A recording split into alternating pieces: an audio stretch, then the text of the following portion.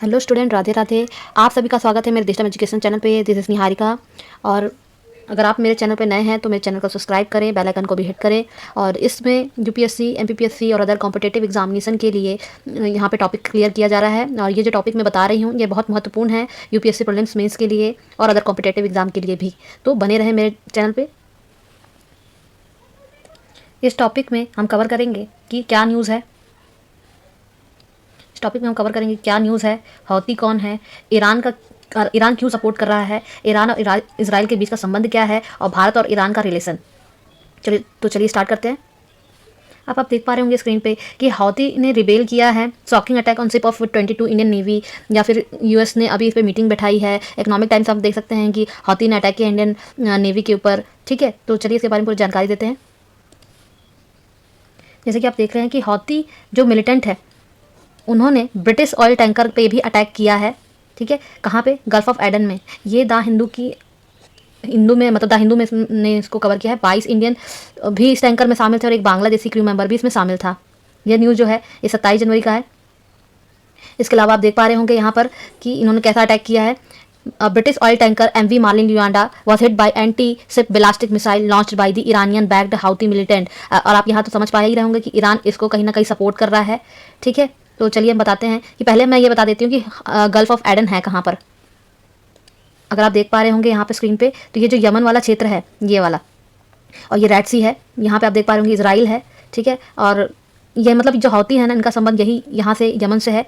ठीक है, और यहाँ से जो वैसल जा रही है, यहाँ पे एक पैसेज होगा नीचे साइड में, तो इसी पैसेज से वो वैसल आ रही है और ये इन पे अटैक कर रहे हैं। सेम इनके रिप्लिकेशन में यूएसए और यूके भी अटैक कर रहा है ना। तो फिर ये ईरान इनका क्या रिलेशन है ये भी मैं बताऊंगी आगे चल के कि क्यों ऐसा इन लोग कर रहे हैं,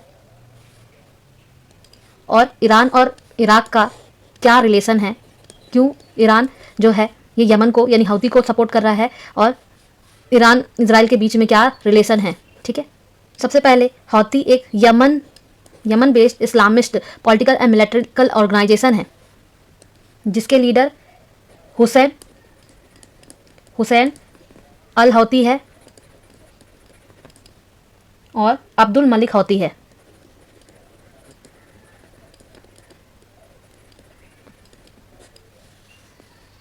हौती जो है इसे ईरान सपोर्ट कर रहा है, जो है ईरान हेल्प कर रहा है। और ये जो संगठन है ये सऊदी अरेबिया से जब लड़ाई हो रहा था तब 2014 में और इंटेंसिफाइड हो गए थे।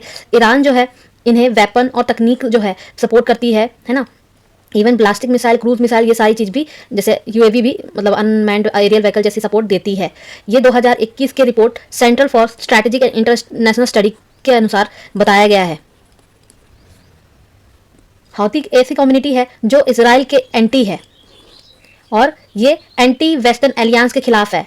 एंटी वेस्टर्न एलियंस मतलब यूएस और यूके के खिलाफ है, और इसे इस्लाम रिपब्लिक जो है सपोर्ट करती है। जैसे कि हमास को किया जाता है, हिजबुल्लाह को किया जाता है जो कि लेबनान में है, ऐसे ही हौतीज भी उसमें शामिल है।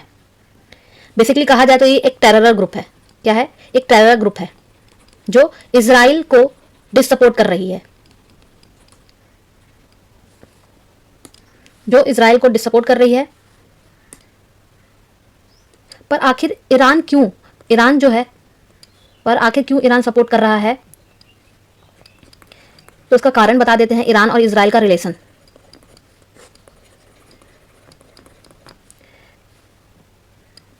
इनकी रिलेशन अगर 4 चरणों में बांटी जाए तो पहला रिलेशन इनका 1947 से 53 तक गुड था।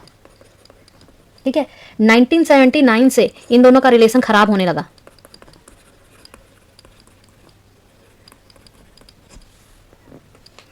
जैसा कि आप लोग जानते हो कि वर्तमान में इजराइल और गाजा पे नरसंहार हो रहा है। हौती इसी के खिलाफ जो है वहां पे आने वाले वेसल पर अटैक कर रही है।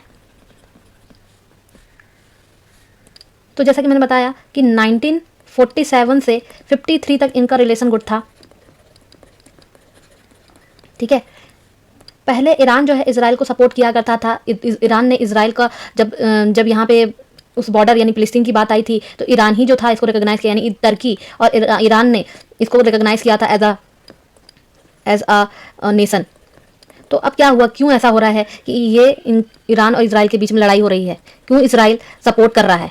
अगर आपको मैं इसका प्रमाणिक दिखाऊं तो इस पॉइंट पर आप देखेंगे कि तेहरान, जो कि ईरान का कैपिटल है, इन्होंने यूएस और यूके पे स्ट्राइक करते हुए कहा कि इन्होंने बताया कि जो ये गाजा में वॉर हो रहा है ना, ये इंटरनेशनल लॉ का हनन है, ठीक है, इसलिए। और उन्होंने हौती के अगेंस्ट भी जो अटैक हुआ है उसके अगेंस्ट भी कहा था। चलिए हिस्टोरिकल की बात करें तो मैं सबसे पहले बता दूं कि 1917 में बाल्फोर डिक्लेरेशन हुआ था एक समय पर। इसमें क्या हुआ था कि जब आप फिलिस्तीन की बात करें, जो फिलिस्तीन और गाजा वाला एरिया है, वो फिलिस्तीन के बारे में जब मतलब ऑटोमन पहले हुआ करते थे, उसको कवर कर लिया था यूके ने, और यूके ने ये विश्वास दिलाया कि ये जो फिलिस्तीन वाला क्षेत्र होगा वह जीविस को दिया जाएगा। जीविस मतलब इजराइल को। कुछ ही समय बाद 1937 में अरबी जो है इनके खिलाफ, यानी कि यूके के खिलाफ रिबेलियन करने लगे और कहा कि फिलिस्तीन को बाकी नेशन की तरह क्या कर दिया जाए, फ्री कर दिया जाए। तब उस समय ईरान और टर्की ने 1947 के इर्द गिर्द में इनको पहचान दिलाई कि नहीं, फिलिस्तीन जो है वो कौन लेगा, इजराइल लेगा।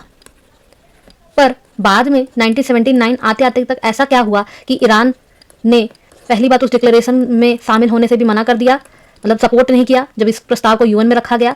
साथ ही यूएन में इजराइल को आने से भी मना कर दिया, डिससपोर्ट कर दिया कि ये नहीं बनेंगे, ठीक है।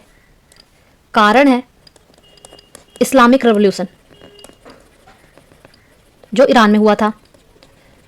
इस्लामिक रेवोल्यूशन क्या है तो बता दें कि जब ईरान बना था ना, उस समय पल्लवी डायनेस्टी रहती थी वहां पर, जिसके जो हेड थे शाह थे, यानी कि एक राजा हुआ करते थे, शाह थे। कुछ समय बाद वहां पर एक मौलवी जो थे उनको यहाँ पर बैठाया गया, ठीक है। तो जब उनका नाम मैं बता देती हूँ, इनका नाम है आयतुल्ला खुमैनी, ठीक है। और ये सिया मुस्लिम थे। आपको ये भी बता दें कि जो हौती थे वो भी एक सिया मुस्लिम ही हैं। एक इनका भी इतिहास रहा है कि सिया और सुन्नी मुस्लिम के बीच में भी कई बार लड़ाइयाँ देखी गई हैं। तो आपको बता दें कि सुन्नी जो है, मतलब ये जो ईरान में पहले जो राजा थे वो सुन्नी मुस्लिम थे, और जो ये जो वर्तमान में ईरान में जो राजा बने हुए सिया मुस्लिम हैं, ठीक है। जैसे ही ये जो सिया मतलब ये जो आयतुल्ला खुमैनी जब पद पर बैठते हैं, तो जो ये पहले हमारे शाह जो थे पल्लवी, इन्होंने यूएस के साथ संगठन किया था, यूएसए के साथ में, क्योंकि इनका इजराइल के साथ बहुत अच्छा कंडीशन रहा था, ठीक है। और बाद में जब ये मतलब बहुत लड़ाइयाँ हुई और उसके बाद में लास्ट में अंत में आयतुल्ला खुमैनी ही पद पर बैठे रहे, और आज वर्तमान में इन्हीं की सरकार चल रही है। तो जाहिर सी बात है कि इनका रिलेशन इजराइल के साथ नहीं है। मतलब कहने का मतलब इजराइल और ईरान के बीच में ऐसा कुछ लड़ाई नहीं है यहाँ, मतलब यहाँ पॉलिटिकली कारण से लड़ाइयाँ हैं। तो यहाँ पर कोई ऐसा डीपली कोई लड़ाई नहीं है, पॉलिटिकली लड़ाई है कि जो पहले राजा हुआ करते थे ईरान के, वो इजराइल का सपोर्ट करते थे, और जो वर्तमान में ईरान के मतलब जो कंटिन्यूसली उस समय से 1953 से जो अभी वर्तमान तक आए मतलब जो बैठे हुए हैं, उनका पॉलिटिकली इजराइल के साथ उतना बेटर कनेक्शन नहीं रहा है। साथ ही इसलिए ईरान का यूएसए के साथ भी इतना अच्छा बेटर कनेक्शन नहीं है, और साथ ही यूके के साथ भी कनेक्शन का बेटर नहीं है। तो ईरान और भारत का क्या रिलेशन है तो बता दें कि भारत के जो फॉरेन मिनिस्टर हैं वह गए हुए थे एस जयशंकर। कब गए थे? वो गए थे 15 जनवरी के आसपास, और उन्होंने ये दुख जताया कि जो वर्तमान में मेडिटराइन एरिया यानी रेड सी के पास जो भी ये घटनाएं हो रही है वह बिल्कुल भी अच्छा नहीं है, और उन्होंने बोला कि आप डिप्लोमेटिकली इसको सॉल्व करने की कोशिश करें।